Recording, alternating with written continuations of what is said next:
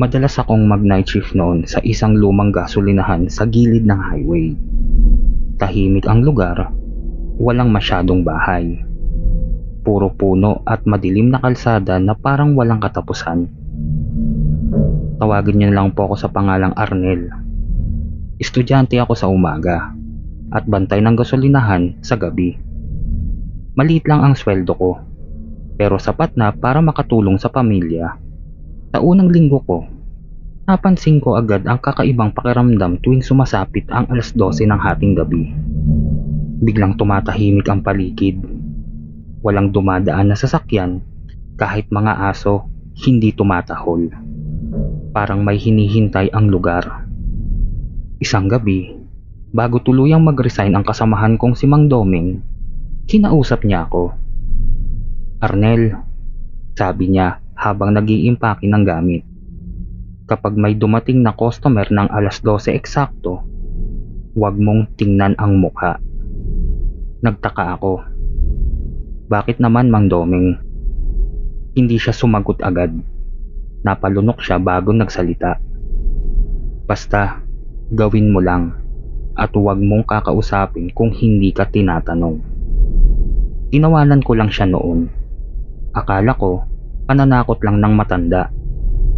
Pero kinabukasan, hindi na siya bumalik. Eksaktong 12:00, narinig ko ang mahinang tunog ng makina. Isang itim na kotse ang dahang-dahang pumasok sa gasolinahan. Walang ilaw ang paligid, pero kitang-kita ko ang sasakyan dahil sa poste ng ilaw sa tabi ng pump. Bumaba ang bintana. Full tank. Malamig ang boses, walang emosyon. Hindi ko makita ang muka dahil sa dilim sa loob ng kotse. Naalala ko ang sinabi ni Mang Doming, kaya hindi ako tumingin. Tahimik akong nagkarga ng gasolina. Pero habang ginagawa ko yun, pakiramdam ko may nakatingin sa akin. Diretso. Hindi ko matiis. Saglit akong napasilip sa loob ng kotse.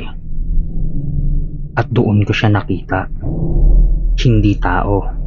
Maputla ang balat, parang bangkay. Ang mata, itim, walang puti. At ang ngiti, sobrang lapad. Halos abot tenga. Parang hindi natural. Bigla akong napaatras.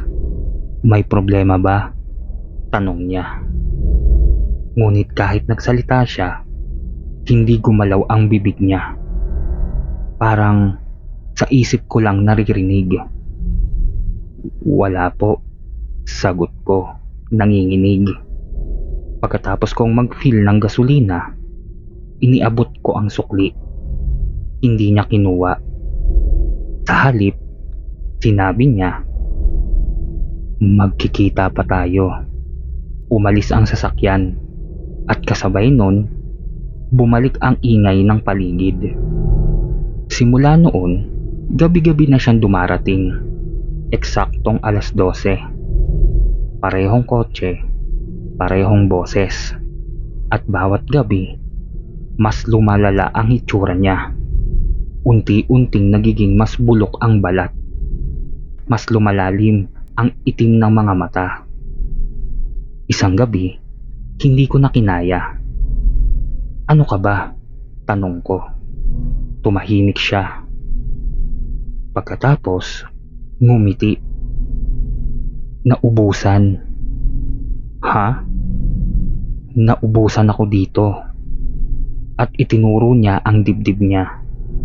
Doon ko napansin, may butas. Parang may tumagos na bakal. Kinabukasan, nagtanong ako sa mga matatagal na sa lugar. May matandang lalaki na nagsabi, yung itim na kotse. Matagal na kwento yan. May naaksidente dyan sa highway mga 10 taon nang nakakaraan. Isang lalaki nabangga habang papunta sa gasolinahan. Naubusan daw ng gasolina. Hindi na siya umabot. Nanlamig ang buong katawan ko. Isang gabi, nagdesisyon akong hindi na papasok. Pero dahil kailangan ko ng pera, bumalik pa rin ako. 12:00, dumating siya. Pero iba na. Hindi na siya ang nasa loob ng kotse. Nakatayo na siya sa labas. Diretso. Sa harap ko. Hindi ka na sumusunod. Sabi niya. Hindi ako makagalaw. Alam mo na kung ano ako. Lumapit siya. Amoy lupa. Amoy nabubulok. Samahan mo ko. Bigla niyang hinawakan ng kamay ko. Parang yelo ang lamig. Sumigaw ako. Pero walang tunog na lumabas. Kinabukasan, may bagong bantay sa gasolinahan. Tinanong niya ang manager. Sir, nasaan po yung dating bantay? Sumagot ang manager habang nagbubukas ng logbook. Ah, yung Arnel? Hindi na pumasok. Nawawala daw. Napatingin ang bagong bantay sa logbook. May pahina na bukas. May sulat. Hindi niya alam kung kailan isinulat. Pero malinaw na malinaw ang nakasulat. Huwag mong tingnan ang mukha. Eksaktong 12:00. Narinig niya ang tunog ng makina. Isang itim na kotse ang dahang-dahang pumasok. Bumaba ang bintana. Full tank. At sa likod ng driver's seat, may isa pang nakaupo. Nakatingin. Nakangiti. Si Arnel.